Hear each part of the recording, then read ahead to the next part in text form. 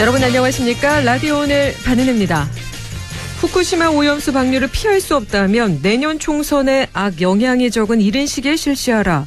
한국 정부와 여당에서 이런 목소리가 나오고 있다는 일본 언론의 보도가 나왔습니다. 일본 아사히 신문은 최근 이란 관계 개선 가속의 생각 강조 윤 대통령이란 제목의 기사에서 윤 정권과 여당 내에서는 당면한 현안인 도쿄전력 후쿠시마 제1원전의 처리수 방출을 피할 수 없는 것이라면 차라리 총선거에 영향이 적은 이른 시기에 실시하라고 요구하는 소리가 나오고 있다며 그런 의향은 일본 쪽에도 비공식적으로 전달되고 있어 일본 정부의 판단에도 영향을 줄 것 같다고 보도했습니다. 이 기사 정말 사실일까요? 국민 건강은 안중에도 없고 오직 표만 중요하다는 건데요. 믿고 싶지 않습니다. 이게 만약 사실이 아니라면 우리 정부와 여당은 당장 아사히 신문의 정정 보도를 요구해야겠습니다. 8월 17일 목요일 라디오 오늘 광고 듣고 시작합니다.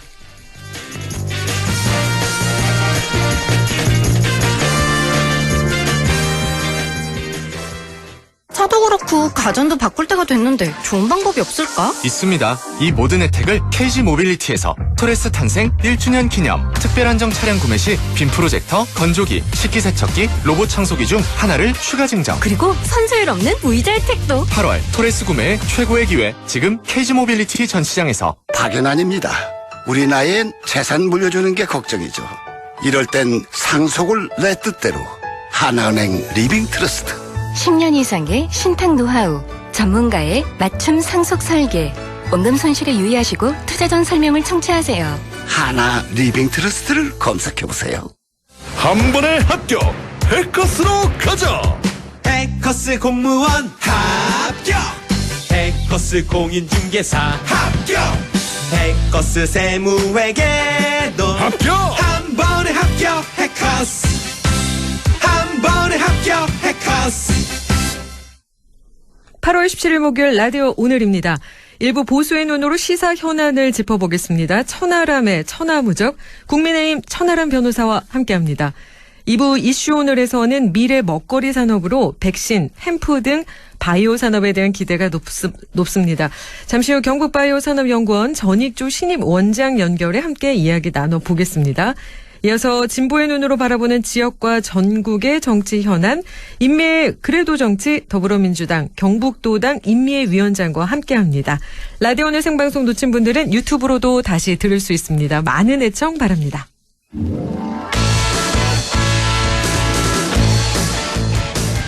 천하람의 천하무적, 보수의 눈으로 시사 현안을 분석해봅니다. 국민의힘 순천갑 당협위원장 천하람 변호사 연결합니다. 안녕하십니까 변호사님? 네, 안녕하세요. 천하람입니다. 네. 윤 대통령 부친인 윤기중 교수의 장례식이 엄수됐는데요. 우리 천 변호사님 조문 다녀오셨나요? 네, 저도 어젯밤 좀 늦게 다녀왔는데요. 네. 사실은 처음에는 가족장으로 이제 조문을 좀 안 받으려고 하시다가 네. 아무래도 이게 한국적인 실정에서 오시는 손님을 또 이렇게 가시라고 할 수 없지 않습니까? 그렇죠. 그러다 보니까 이제 어제부터는 조금 본격적으로 조문을 받으셔서 저도 같이 전당대회 치렀던 김용태 전 최고위원이랑 이기인 경기도의회 의원하고 같이 다녀왔고요. 또 가니까 아무래도 이제 국민의힘 의원분들이 많이 계셔가지고 네. 전당대회 이후에 오랜만에 또 이야기도 많이 나누고 그렇게 다녀왔습니다. 네, 그러셨군요. 이 얘기도 안 나눠볼 수가 없는데요. 윤 대통령 곧 미국 캠프 데이비드에서 한미일 정상회담을 가지는데요. 어떻게 진행될 거라고 예상하시나요? 우선 캠프 데이빗이라고 하는 공간이 주는 특별함이 있습니다. 네. 사실은 미국 대통령의 별장으로 알려져 있지만은 외교적인 관계와 관련해 가지고는 보통 아주 가까운 우방이거나 아니면 아주 중요한 외교적인 협상을 할 때 친밀감을 더해주기 위해 가지고 사용하는 장소가 캠프 데이빗이거든요. 네. 그러다 보니까 지금 미중 패권 경쟁과 관련해 가지고 한국과 일본의 동북아에서의 역할을 미국이 그만큼 중요하게 생각하고 있다라는 하나의 방증일 것이고요. 네. 우리나라 대통령 같은 경우에는 보통 이명박 전 대통령이 이제 지난번에 예전에 기억나시겠지만은 네. 부시 대통령이랑 같이 골프 카트 타고 골프 치고 네. 그랬던 거가 벌써 한 10여 년이 흘렀는데 그 이후에는 처음이거든요. 그래서 아마 그 정도로 중요한 장소를 고른 만큼 안보와 관련해가지고 특히 굉장히 깊이 있는 협의도 하고 또 내용도 좀 도출해낼 거라고 보고요. 그래서 우리 입장에서는 어떤 의미에서는 중국에 대해 가지고 어떤 지나치게 도발을 하거나 그러지 않는 범위 내에서 한미일의 동북아에서 공조를 얼마나 강화할 거냐. 하나의 쟁점일 것이고 벌써 그래서 대통령실에서도 중국을 배제하거나 이렇게 하는 그런 쪽으로는 가지 않겠다라고 선제적으로 발표를 하고 있는 그런 상황이기도 합니다. 네, 안보에 대한 중요한 회담을 나눌 거다 이렇게 말씀을 해주셨는데요. 네. 이번에는 이철규 사무총장의 발언에 대해서 한번 이야기 나눠보고 싶습니다. 이 발언 함께 항해하는데 멀쩡한 배에서 노를 거꾸로 젓고 구멍이나 내는 승객은 승선할 수 없다 이렇게 말을 했는데 이철규 총장 이 발언 어떻게 보시나요? 저는 약간 셀프 디스인가 그런 생각도 좀 했는데요. 네.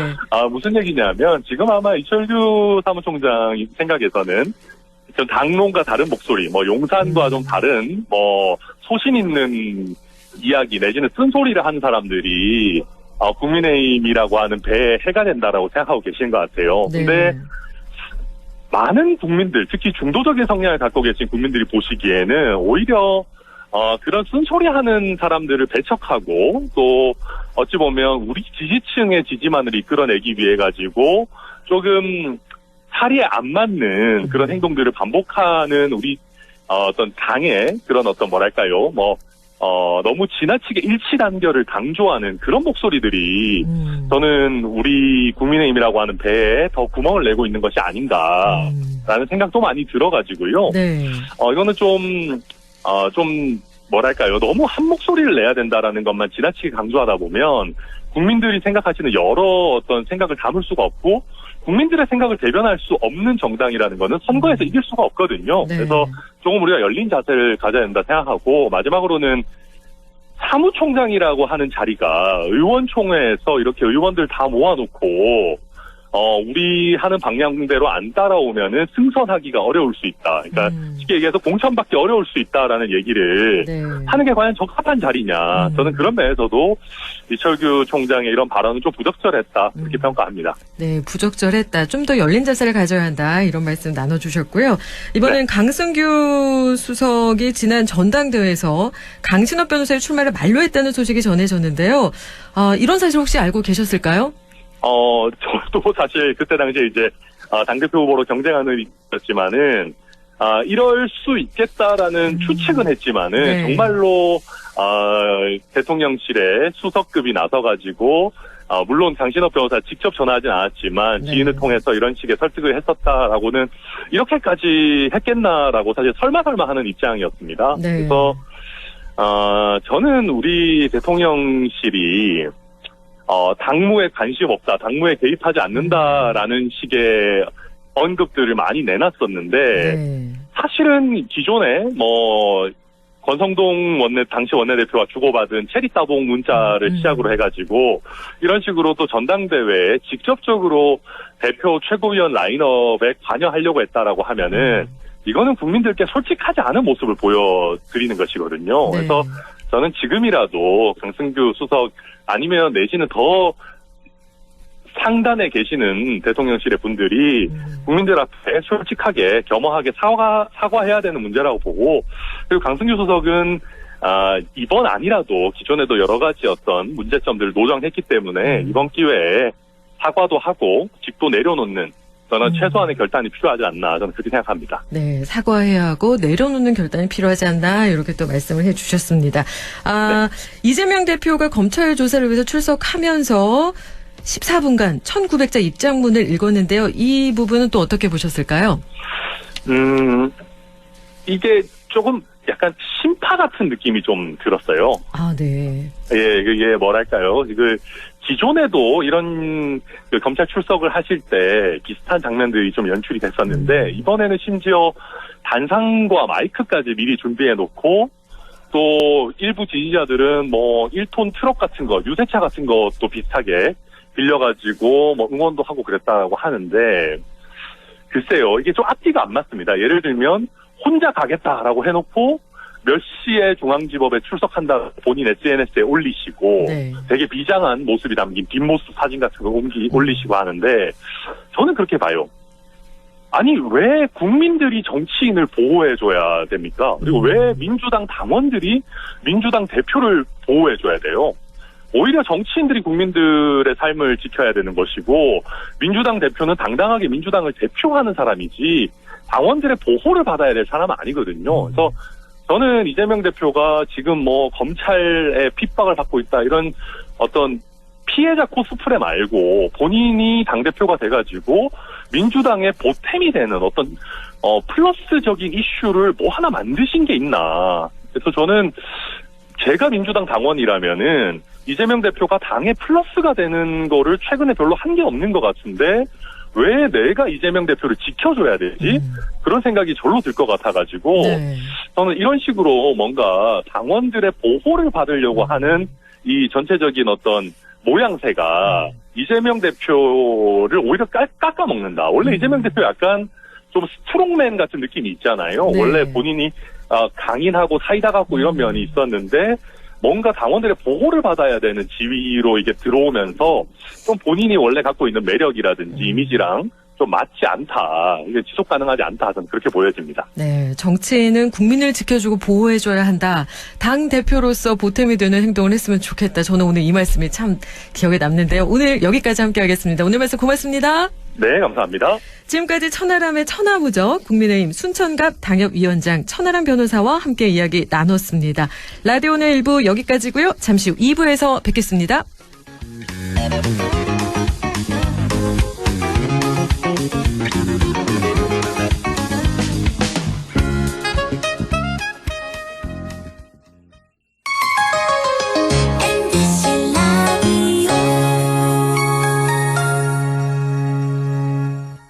나에게 딱 맞는 대학, 나에게 꼭 맞춘 대학. 나만의 경쟁력을 원한다면 안동과학대학교로 오라. 시대에 딱 취업 중심 실전학과, 학생의 꼭 현장 중심 실무교육, 취업에 맞춤, 내 꿈에 맞춤. 나의 드림핏 안동과학대학교. 퇴직연금 며칠 넣으실 거예요? 1950일이요. 20-30년을 쭉 함께하는 퇴직연금 리스크 관리가 가장 중요합니다. ETF, TDF 등 경쟁력 있는 상품으로 글로벌 자산 배분과 장기 투자의 원칙대로 퇴직연금 파트너는 미래에셋증권이어야 합니다. 원금 손실에 유의하시고 투자 전 상품 설명서 및 약관을 꼭 읽어보세요. 안녕하세요. 전국민 안전 캠페인 홍보대사 오나라입니다. 서두르다가 안전사고 겪은 분들 많죠? 그래서 빨리빨리 하기 전에 5초만 안전습관 캠페인을 시작합니다. 에스컬레이터로 뛰어들기 전에 5초만, 멈춘 후에 손잡이 꼭 잡고 타기, 슬금슬금 우회전하기 전에 5초만, 확실히 멈추고 주의 살피기, 이륜차 타기 전에 5초만, 헬멧 확인하고 출발하기. 빨리빨리 하기 전에 5초만 멈추면 모두의 안전이 계속됩니다. 다 함께 시작해볼까요? 나부터 5초만. 5초만, 5초만. 공익광고 협의회. 들고 나와요. 우린 친구예요. 함께 노력하는 MBC와 함께 100.1 MBC 라디오.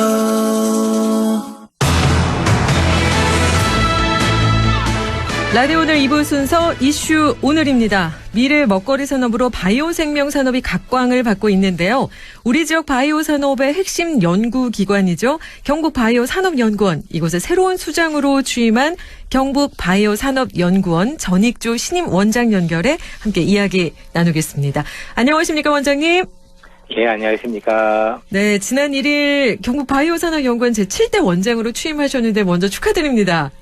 네, 감사합니다, 선생님. 네, 취임 소감과 포부 밝혀주시겠습니까? 예, 안녕하십니까. 우리 경북 바이오 산업연구원의 원장을 맡게 된 전익조입니다. 우선 이렇게 소개 시간을 갖게 해주신 우리 방송 관계자 여러분께 감사 인사를 드립니다. 저희 본 연구원 취임 소감은 제가 학생들에게 많이 예를 들기도 하고 제가 좋아하는 문구인 애플사의 스티브 잡스가 2005년도 스탠포드 대학의 졸업식에 한 스테이 헝그리, 스테이 풀리시로 대신하겠습니다. 이 문구는 약간 다양한 해석은 있겠지만 저는 항상 새로운 것을 갈망하고 그것을 향해 실패를 두려워하지 말고 도전하라고 인식을 하고 있습니다. 제가 근무하고 있는 경북바이오산업연구원의 운영 방향을 간단히 3가지로 요약을 하면 첫 번째, 산학학년 협업을 통해서 국가와 지역사회의 혁신적 산업 발전에 기여하는 기관. 두 번째로 경상북도의 지역 기업과 협력하여서 지역 경제 가치를 향상시키는 기관. 그리고 마지막으로 기관의 세계화를 통해 글로벌 기관으로 성장할 수 있는 기관이 될 수 있도록 최선의 노력을 다하겠습니다. 네. 새로운 것을 갈망하고 실패를 두려워하지 말고 도전하라. 이 문구 또 말씀해 주셨는데요. 그리고 바이오산업연구원에 대해서 산업발전에 기여하는 기관, 지역 경제 가치를 향상시키는 기관이고 글로벌 기관으로 성장할 수 있는 기관이다라고 얘기해 주셨는데 어떤 일을 하는 곳인지도 조금 더 자세하게 설명해 주시면 좋을 것 같아요. 네, 알겠습니다. 우리 경상북도 바이오 산업에 관한 연구 개발과 기술력 향상과 더불어서 지역 경제 활성화에 기여하기 위해서 2004년 7월에 설립된 본연구원은 백신 산업, 햄프 산업, 그리고 식품 산업이라는 3대 핵심 산업을 집중 육성하고 있습니다. 또한 저희 연구원은 지역 청년 일자리 창출과 기업에 우수한 인력을 공급하기 위한 인력 양성 사업, 기업 제품의 고도화 및 마케팅 지원과 같은 기업 지원 사업, 그리고 예비 창업자를 위한 메이커 스페이스 운영과 같은 매우 다양한 사업들을 함께 추진하고 있는 곳이라고 말씀을 드릴 수가 있습니다. 네, 백신, 햄프, 식품 3대 핵심 산업을 집중 육성하고 있는 경북 바이오 산업연구원에 대한 자세한 설명 감사합니다. 요즘 바이오 산업에 대한 기대가 크고 관심도 많이 받고 있는데요. 바이오 산업의 가치와 의미를 어떻게 볼 수 있을까요? 일단 바이오 산업은 생물체의 기능이나 정보를 활용하여서 상업적으로 유용한 물질을 생산하는 기술, 그 다음에 지식 기반의 고부가가치 산업입니다. 바이오 산업은 백신이나 의약품 개발과 같은 레드 바이오 분야, 그 다음에 식량 위기 극복이나 4차 산업혁명의 한 분야인 그린 바이오 분야, 그리고 탄소 기반의 화학 제품을 대체하는 환경에너지의 화이트 바이오 분야로 구분이 됩니다. 바이오 산업은 코로나19 영향으로 성장이 더 빨라질 것으로 저희가 전망을 하고 있는데요. 코로나19 이전에 예측된 연평균 성장률은 약 6.2%에 비해 코로나 이후에는 7.7%로 상승해서 아마도 2027년에는 9,113억 달러의 시장이 전망되고 있습니다. 이에 따라서 본 연구원은 레드바이오와 그린바이오를 중심으로 백신, 햄프 및 식품 산업을 중점적으로 육성해서 경상북도의 바이오 산업을 고부가가치화하려고 노력을 하고 있습니다. 네. 안동시가 바이오 생명 국가 산업단지로 선정이 됐고 또 바이오 산업의 메카로 안동이 떠오르고 있는데요. 네. 그 중심이 바로 경북 바이오 산업연구원이잖아요. 네. 성공적인 국가 산업단지 조성을 위해서는 어떤 노력들이 필요할까요? 안동의 바이오 생명 국가 산업단지는 아마 지난 3월 15일에 신규 국가 산업단지로 선정되었고요. 네. 2030년까지 홍산읍 놀이 일원에 132만 메타제곱, 약 40만 평의 부지에 3,579억의 예산을 투입해서 건설을 추진하게 됩니다. 이곳 국가 산업단지에는 백신, 햄프, 바이오 의학 산업을 중심으로 글로벌 바이오 백신 산업 클러스터를 조성하고 지방 시대를 선도하는 국가 균형 발전에 초석을 세울 계획으로 알려져 있습니다. 성공적인 국가 산업단지 조성을 위해서는 바이오 백신 등 특화된 인프라를 구축하고 백신 원천 기술 개발, 백신 생산 신공정 기술의 개발, 백신 소부장, 국산화 실증, 햄프 소재 올려 의약품을 활용한 다양한 제품 제조를 위한 앵커 기업의 유치 등이 반드시 필요한 사항입니다. 또한 바이오 백신 오픈 이노베이션 센터를 구축하고 국가 백신은행, 햄프 실증 지원센터 등을 구축해서 전주기 지원 기반을 마련하고요. 최근에 선정된 글로벌 바이오 캠퍼스와 연계해서 바이오 백신 산업 분야의 인재 양성에도 최선의 노력을 기울여야 할 것으로 판단을 하고 있습니다. 네, 인프라, 기술 개발, 또 기업 유치도 해야 되고 인재 양성까지도 해야 되는데요. 많은 부분의 노력이 함께 기울어져야 하겠구나라는 생각이 드는데 안동시가 햄프 규제 자유 특구이기도 한데요. 햄프 산업의 미래는 어떻게 전망하고 계실까요? 햄프란 것이 일반적으로 조금 생소하실 수도 있겠지만 대만은 아마도 많이들 들어보셨을 텐데요. 네. 대만은 크게 마리화나하고 햄프로 나눌 수가 있습니다. 대만은 환각 성분을 갖고 있는 THC, 테트라하이드로 카나비놀을 기준으로 크게 마리화나와 햄프로 구분되는데 이 중에서 THC 성분이 적은 햄프는 유용한 성분이 아주 많아서 최근에 전 세계적으로 의료용이나 산업용으로 주목을 받고 있습니다. 햄프의 대표적인 유용 성분인 CBD, 카나비디올은 뇌전증, 암, 항염증, 통증 완화, 치매 등 다양한 질병에 우수한 효과가 있는 것으로 밝혀지면서 햄프 세계 시장은 매년 22% 이상으로 고성장하고 있고요. 2024년에는 아마도 440억 달러에 이를 것으로 예상을 하고 있습니다. 또한 햄프에는 CBD뿐만 아니라 CBG, CBN, 터핀과 같은 다른 유용 성분들도 많이 함유가 되고 있어서 향후에 이들 성분에 대한 효능이 밝혀지면 햄프 산업은 더욱 커질 것으로 저희는 전망을 하고 있습니다. 네, 이렇게 또 우리 원장님께서 설명해 주시니까 더욱더 기대가 되는데요. 경북 바이오산업연구원 경북산업용 햄프 규제 자유특구 사업 주관기관이죠. 지난 6월 경북 바이오산업연구원이 국제공인시험기관으로 공식 인정을 받았는데 이거는 또 어떤 의미가 있을까요? 국제공인시험기관이란 132개국에 148개의 인정기구 간의 국제표준을 인정받아서 국제공신력을 확보하는 기관을 의미합니다. 본 연구원에서는 햄프의 안전성과 실효성 확보를 위한 햄프 분석법을 적용해서 한국 인정기관 코러스로부터 지난 6월 8일자로 기관 인정을 받았습니다. 국제공인시험기관으로 인정됨에 따라서 햄프 관련 연구를 수행하는 기관이나 기업, 대학의 의뢰에 따른 햄프 원물에 대한 CBD, THC 함량에 대해 국제공인시험 성적들을 발급하게 되었습니다. 앞으로 저희는 국내 최초인 햄프 시험 분석 국제공인시험 기관으로서 햄프 수출 및 산업에 필요한 성분 분석과 시험 성적서 발행 업무를 지속적으로 수행하도록 하겠습니다. 네, 저희가 또 대마라고 하면 국내에서는 아직 마약류라는 인식이 좀 강한데요. 네. 이 관련법의 개정이나 규제 완화가 좀 이루어져야 할 것 같은데 어떻게 보고 계실까요? 우리나라에서는 2018년도에 마약류 관리법 개정에 따라서 환자가 희귀필수 의약품 센터를 통해서 자가치료 목적의 대마 의약품 수입 및 사용이 합법화되었지만 시장 진출이나 다양한 분야의 산업화는 여전히 좀 어려운 상황이고요. 대마 의약품의 국내 제조 유통과 같은 대마 및 햄프의 활용 범위 확대는 꼭 필요한 실정입니다. 제가 이 대마의 규제 완화를 위해서 법제도 개선 연구 용역을 통해서 신규 법령 개정안 마련이나 지자체의 햄프 산업 육성 조례 제정, 지역구 의원님의 마약류 관리법 개정 발의안 등의 다양한 노력을 기울이고 있지만 아직 합법화까지는 상당히 갈 길이 먼 것 같습니다. 특히 최근 식약청에서 2024년 12월에 마약류 관리법 개정을 통해서 국내 대마 의약품 제조 및 관리를 허용하겠다고 밝혔습니다.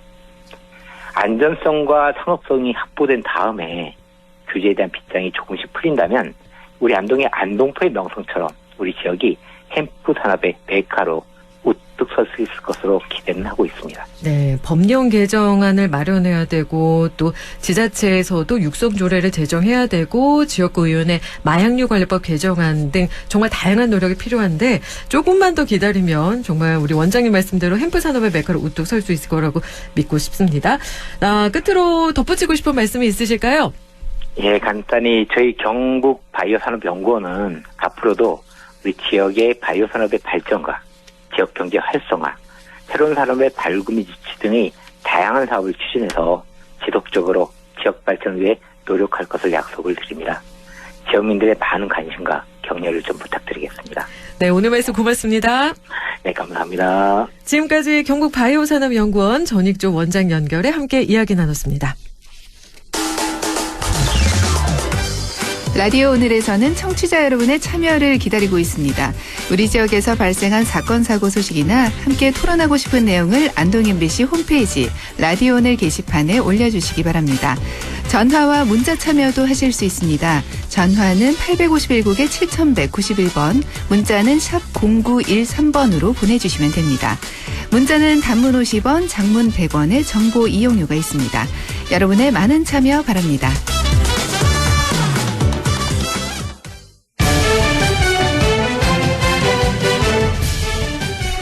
인미의 그래도 정치, 진보의 눈으로 지역의 현안과 전국적인 정치 현안을 짚어봅니다. 더불어민주당 경북도당 인미위원장 연결합니다. 안녕하십니까, 위원장님? 네, 안녕하세요. 네, 반갑습니다. 먼저 제가 네, 말씀하세요. 라디오로 목소리 반갑게 듣고 있었습니다. 아, 네. 저는 열심히 활동하시는 거 바라보고 있었습니다. 이렇게 또 아는 척 해주셔서 정말 감사드리고요. 네. 먼저 이 질문부터 드리고 싶은데요. 캠프 네. 데이비드에서 한미일 정상이 만나는데요. 이번 만남 어떻게 보고 계실까요? 이렇게 미국이 백악관에서 발표한 거를 보면 삼국 협력의 새로운 시대를 열겠다. 그리고 북핵 미사일의 공격이 계속 지속적으로 벌어지니까 이것에 대응하는 안보 협력의 개선이 필요한 시점이다. 그런데 군사적인 것뿐 아니라 광범위한 이슈 전반에 걸쳐서 삼국 관계를 개선할 방법을 찾아보겠다. 이런 이야기들을 하거든요. 네. 그럼에도 불구하고 거기 달린 말은 이거예요. 삼국 간의 공식 동맹을 구축하기 위한 것은 아니다. 저는 이게 약간 의외였어요. 이런 단어가. 삼국 간의 공식 동맹을 구축하기 위한 것은 아니다. 어떤 구속력을 갖기 위한 동맹을 만드는 게 아니고 그냥 단지 이번 회의의 목적은 인적 유대를 강화하고 영내 번영과 경제적 기회를 증진하기 위한 것이다. 저는 딱 요거인 것 같아요. 인적 유대를 강화한다. 인적 유대를 강화한다. 어떻게 바라봐야 될까요? 별게 없다는 소리죠. 별게 없다. 그렇죠. 저는 이걸 보면서 예. 그냥 이 정도 수준의 회담이라면 특별한 성과를 기대하기는 어려운 그런 회담이 아니겠는가라는 판단을 하고요. 네. 실제로 미국은 끊임없이 한국이 일본과 가까워지기를 바랬고 동북아에서 일본을 중심으로 해서 중국을 견제하겠다는 의도를 꾸준히 내비쳐 왔었는데 그러기 위해서는 한국이 일본과 협력하길 바라지 않겠어요. 그래서 저는 실제로 백악관에서 이번 회담을 통해서 우리한테 뭔가를 주려고 한다든가 아니면 우리가 얻으려고 하는 것은 그다지 많지 않다. 실제로 얻는 것은 별로 없을 것이다 라고 보고 있고요. 네.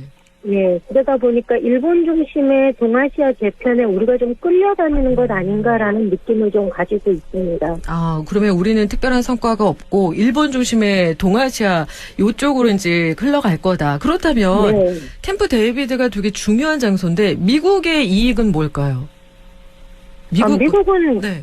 이 동북아 이 재편에 있어서 일본의 입지를 확실하게 세워주는 거죠. 일본에 대한 신뢰 그리고 그걸 통해서 미국은 이쪽에 중국을 견제하는 데 있어서 정신적으로나 경제적으로나 군사적으로나 큰 근심 덩어리를 하나 좀 덜어내는 것 아닐까요? 네.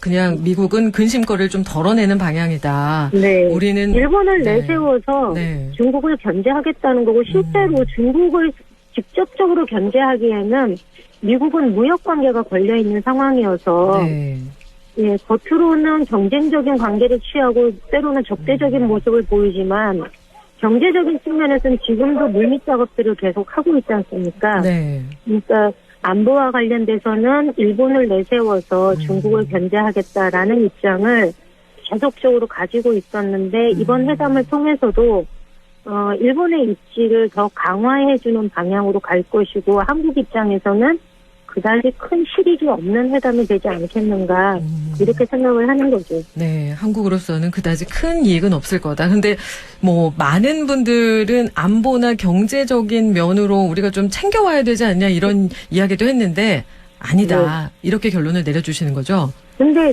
지금 그러니까 의제로 올라와 있는 것들이 뚜렷한 게 없어요. 네. 네, 그래서 의제가 상정이 안 되었다는 거는 이미 사전에 논의된 것이 없다는 소리이고 그렇다고 해서 대통령이 그 자리에서 새롭게 의제를 꺼내서 논의를 주도적으로 이끌고 갈 만큼 국제적인 감각이나 외교에 대한 이해나 이런 것들이 있는 분이 아니구나라는 걸 그동안 한 1년 5개월여 동안 보여주셔서 예, 그렇게 큰 기대는 하고 있지 않습니다. 네, 그렇게 큰 기대는 하고 있지 않다라고 말씀해 주셨고요. 그럼 다음 질문으로 가보겠습니다. 네. 이재명 대표가 조사를 받고 있는데요. 검찰 네. 출석 전에 입장문을 발표했는데 어떻게 네. 보셨을까요? 오늘 아침에 입장문을 그 앞에서 발표한 것도 있고요. 네. 가기 전에 저희 이제 당원들한테나 지지자들한테 공개적으로 본인이 이번에 어떤 사유로 조사를 받으러 가는지를 이제 밝힌 내용이 있거든요. 네. 거기에 보면 검찰이 주장하는 게 크게 세 가지예요. 백현동 개발과 관련돼서 첫 번째로는 로비를 받아서 준 주거 지역으로 용도 변경을 4단계를 상향해서 민간에 특혜를 줬다. 요거 하나 하고, 그다음에 기부 건물을 땅으로 교환해서 민간 임대를 일반 분양으로 변경했다. 요거. 그다음에 세 번째가 성남도시공사를 주택개발 사업에 참여시키지 않았다. 그래서 배임이다. 이게 이제 검찰의 주장인데, 이재명 대표가 그 조목조목 반박 자료를 냈는데요. 거기에 보면 용도 변경한 경위에 대해서 나와 있어요. 근데 잠깐 좀 설명을 드리면 이 부지를 용도 변경하게 된 경위는 민간업자의 로비 때문이 아니라 박근혜 대통령의 용도 변경 지시가 있었다는 거죠. 일지를 구체적으로 제시를 했거든요. 그리고 국토부와 국가기관인 식품연구원의 요구가 또 있었다는 겁니다. 애초에 성남시는 식품연구원 부지를 벤처와 R&D 부지로 지정을 했기 때문에 주거용지로 변경할 수가 없었거든요. 그런데 식품연구원이 지방으로 이전을 하려고 했고 지방으로 이전을 하려면 비용이 들어가기 때문에 비용 마련을 위해서 부지를 팔았어야 하는데 이 부지가 매각이 안 된 거예요. 8번이나 유찰이 되었고 그러다 보니까 이 비용을 충당할 방법이 없으니까 대통령이 용도 변경을 지시를 한 거죠. 그래서 일반 주거지역으로는 이것을 지정하는 것이 불가능해서 준 주거지역으로 변경을 한 거고 이로 인해서 아마 용도 변경을 했으니까 식품연구원 측에서 이 땅이 용도 변경이 되면 땅값이 올라갈 거 아닙니까? 그런데 이런 혜택은 식품연구원이 가져간 거지 이 성남시는 용도 변경을 해서 개발 이익이 생긴 부분에 대해서는 성남시가 환수를 했다는 거예요. 이것이 이재명 당시 경기도지사가 이것과 관련돼서 뭐 한 푼이라도 뭔가를 가져갔다든가 이런 게 아니니까 그러니까 당시는 성남시장이었죠. 그래서 성남시가 상당 부분을 환수했다라고 입장을 밝혔고요. 그다음에 그 기부 건물을 왜 땅으로 가져갔냐 돈으로 안 받고 이런 얘기를 하는데 이거는 감정을 해보니까 그 결과가 토지 가치가 훨씬 더 크다고 판단을 한 거죠. 그리고 식품연구원도 마침 돈보다는 땅으로 교환을 하는 것이 좋겠다라고 식품연구원이 요구를 했고 그래서 토지로 교환을 했고 민간 임대를 일반 분양으로 변경한 것도 식품연구원이 요구를 한 거라는 거죠. 그다음에 왜 그러면 이게 돈이 남는 개발인데 성남도시공사가 여기에 참여하지 않았느냐라고 하는 거는 용도 변경을 할 때 이 조건으로 공사가 주택개발 사업에 참여하겠다라고 결정한 것이 아니었고 추후에 검토하겠다라고 결정을 했기 때문에 나중에 도시공사는 사업에 참여할 의사가 없다는 결론을 내렸고 참여를 안 한 것뿐이었다. 그리고 당시 감사원에서 감사 보고서에도 보면은 도시공사는 사업 참여 의사가 애초에 없었다라는 결과 보고서가 있거든요. 그래서 이런 걸로 봤을 때 이 사업을 통해서 이재명 당시 성남시장이 단돈 1원도 그 개인적인 이득을 취한 것이 없는데 이것을 배임이라는 혐의로 정치적 행위를 한 것에 대해서 혐의를 물어서 검찰 소환을 한 거는 저는 이게 우리가 작년부터 대장동, 성남 FC, 쌍방울, 이제는 백현동까지 이게 벌써 근 1년 5개월 동안 지속되는 수사지 않습니까? 저는 네. 명백한 정치 탄압이라고 보고 있고요. 네. 이제 그만 좀 했으면 좋겠습니다. 이게 언제까지 이렇게. 근데 차라리 저희 내에서는 이런 이야기도 있어요. 이러지 말고 그냥 차라리 구속시켜라. 예. 네. 니네가 그렇게 말하는 것처럼 혐의가 충분하다면 구속시켜라. 그런데 검찰은 구속이 목적이 아니라 내년 총선 때까지 이재명 대표를 검찰의 뭐라 그러죠? 그 재물로 질질 네. 끌고 다니면서 네. 이재명 대표를 그러니까 범죄자 취급하고 이로 인해서 민주당을 방탄을 목적으로 하는 정당으로 이미지를 만들어 나가려고 하는 고도의 정치 행위가 아닌가라고 보고 있어요. 네, 고도의 정치 행위가 아닌가 이렇게 네, 보고 네. 계신다라고 말씀을 해주셨고요. 다음 질문 또 드리겠습니다. 내일 네. 이동관 방송통신위원장 후보자에 대한 인사청문회가 열리는데요. 어떤 점이 네. 쟁점이 될 거라고 보시나요? 그동안 이동관 후보자는 이미 오래전부터 이제 서울이 왔다 갔다 하면서 크게 5가지가 아마 이 논란거리가 됐었는데요.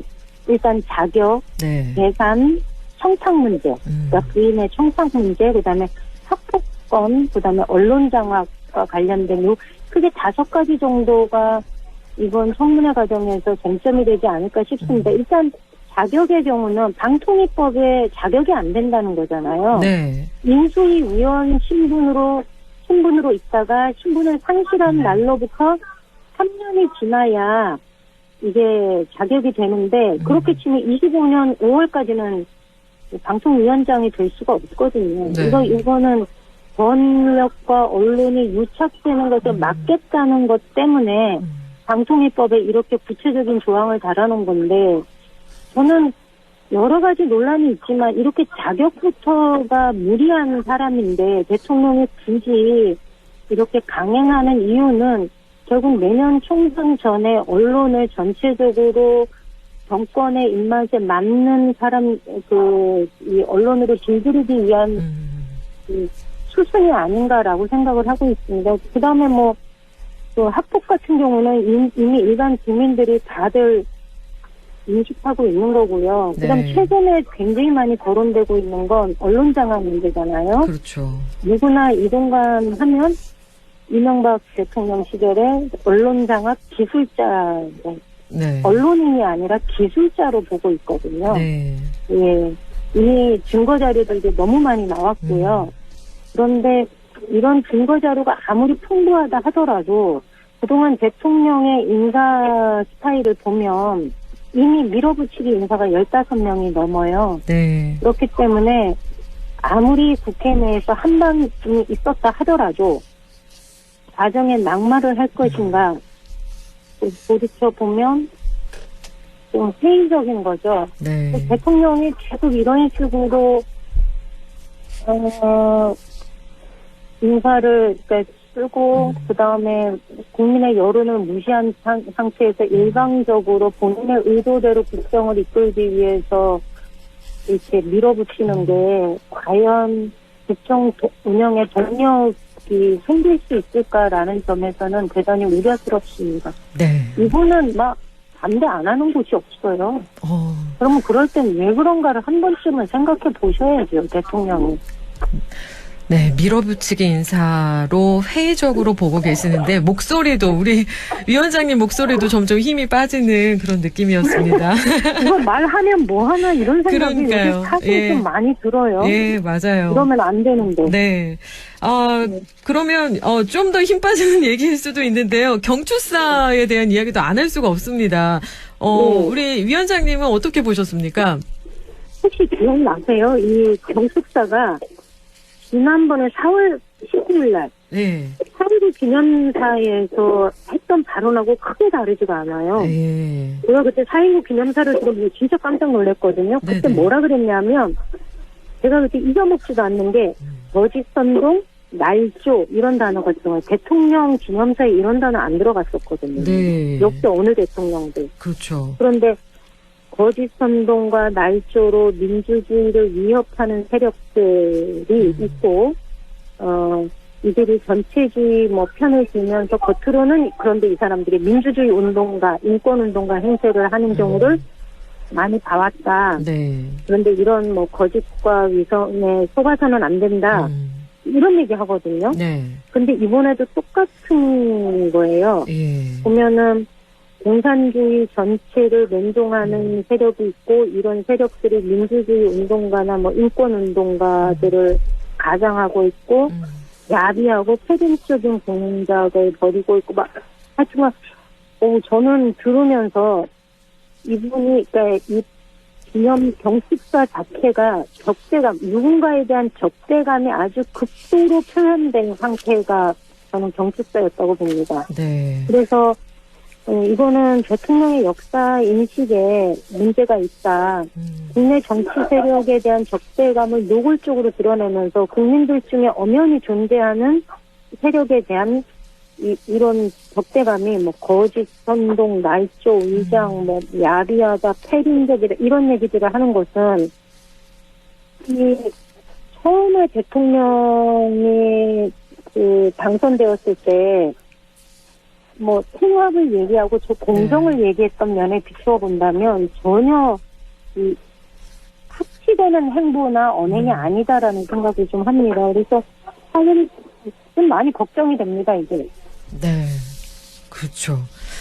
대통령의 경축사로 많이 걱정이 된다라는 이야기까지 해주셨는데, 네. 이 질문도 해야 될까요? 말아야 될까 고민인데, 아니, 저는 이 부분도 조금, 기억에 남는데, 독립운동은 자유민주주의 건국운동이다. 네. 이런 발언을 어떻게 들으셨나요? 이거 너무 재밌지 않아요? 근데 저는 독립운동사의 절반을 한 방에 날려버린 완벽한 역사 왜곡입니다. 당시 독립운동은 자유민주주의 건국운동이 아니었고요. 네. 일본과 맞서 싸운 독립운동이죠. 항일 독립운동이고. 일본과 맞서 싸워 독립을 하겠다고 나선 분들 중에는 사회주의의 역사의식을 가지고 뛰어들었던 계열도 있고요. 네. 예. 자유민주주의의 역사인식을 가지고 뛰어들었던 세력들도 있는 거거든요. 네. 근데 이거를 이 역사를 단절을 한 방에 날려버린 거죠. 그래서 저는 이 얘기를 들으면서 그 자유, 민주 이런 단어를 쓰면 역사가 정리되는 것처럼 그냥 자유, 민주 이 두 단어로 역사를 이렇게 한꺼번에 완전히 퉁치고 넘어가는 아주 저급한 인식 수준이 아닌가라는 네. 생각이 좀 들었습니다. 네. 한나라의 대통령이 한 말이라서 더 염려가 되는 그런 부분이 아닐까. 예, 개인적인 의견도 보태봅니다. 다음으로 네. 넘어갈게요. 네. 광복절 특별 사면으로 경제인이 대거 사면됐는데요. 이 부분은 위원장님은 어떻게 보시나요? 경제인이 이제 좀 굵직굵직한 분들은 한 12분 정도가 사면이 됐는데요. 네. 보면 뭐 이중근 부영그룹 상업주나 박상도 구모그룹 신영자 롯자의 방학재단 이사장 뭐 이호진 전 태광그룹 이장한 종문당 강정석 동아소시오. 근데 이분들의 혐의가 뭔지 아세요? 대부분이 배임과 횡령이에요. 네. 그런데 이분들을 사면할 때 뭐라고 얘기를 했냐면 사면 이후로 사회를 통합하고 국력을 집중해서 경제 활력의 전기로 삼겠다라고 얘기하면서 이분들을 사면했거든요. 네. 배임과 횡령으로 자본주의 경제 질서를 어지럽힌 분들을 통해서 무슨 방법으로 대한민국의 국력을 집중하고 경제 활력의 전기로 삼겠습니까? 실제로 이건 사회 통합도 되지 않습니다.